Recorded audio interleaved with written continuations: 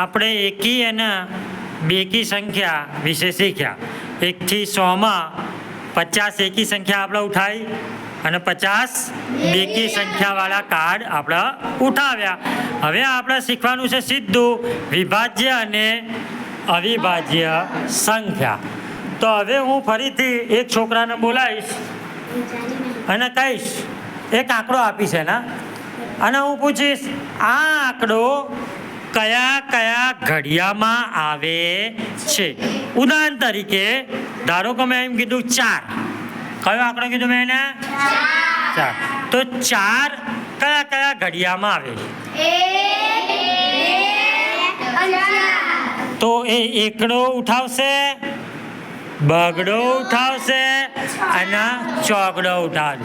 જો એ બધા કાર્ડ સાચા ઉઠાવી લે તો એ જીતી ગયો કહેવાય. એવા હું જુદા જુદા આંકડા બોલીશ, એ સાચા ઉઠાવી શકે તો એ સાચો. એના ઉપરથી આપણે વિભાજ્ય અને અવિભાજ્ય સંખ્યા કોને કહેવાય એ નક્કી કરીશું. ધારો કે હું એને હવે આપું છું 18. હવે જાતે આંકડા ઉઠાવશે, આપણે બોલવાનું નથી. કયા કયા આંકડા ઉઠાવશે તમારે જોવાનું છે, પછી એ જુદા કરીને બતાવશે આપણને. આપણે એને 18 શબ્દ આપ્યો, 18નો આંકડો આપ્યો.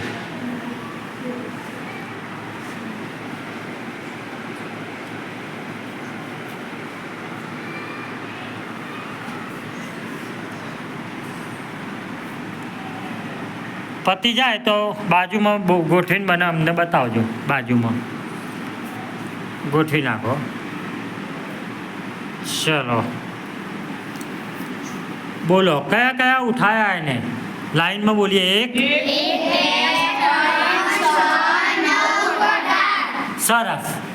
તો 18ના કેટલા કાર્ડ મળ્યા એના? 6 કાર્ડ. કેટલા? હવે હું બીજો આંકડો આપીશ કોક છોકરીને અને એ ઉઠાવશે કાર્ડ. 18ના 6 કાર્ડ મળ્યા, બરોબર ને?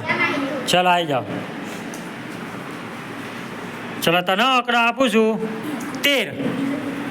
આવી જાઓ, આ બાજુ આવી જાઓ બેટા. 13 આંકડો. હવે જેટલા ઘડિયામાં આવતો હોય એ કાર્ડ ઉઠાવો. 13, બરોબર? કયો આંકડો આપે મેં એને? 13. 13 જે ઘડિયામાં આવતું હોય એ આંકડો ઉઠાવો.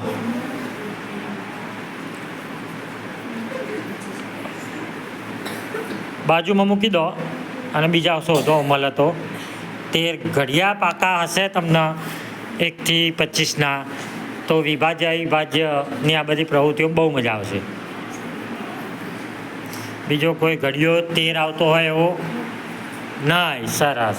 કેટલા કાર્ડ મળ્યા? 2. તો જે છોકરાને 2 કાર્ડ મળશે, 2 કાર્ડ. કેટલા?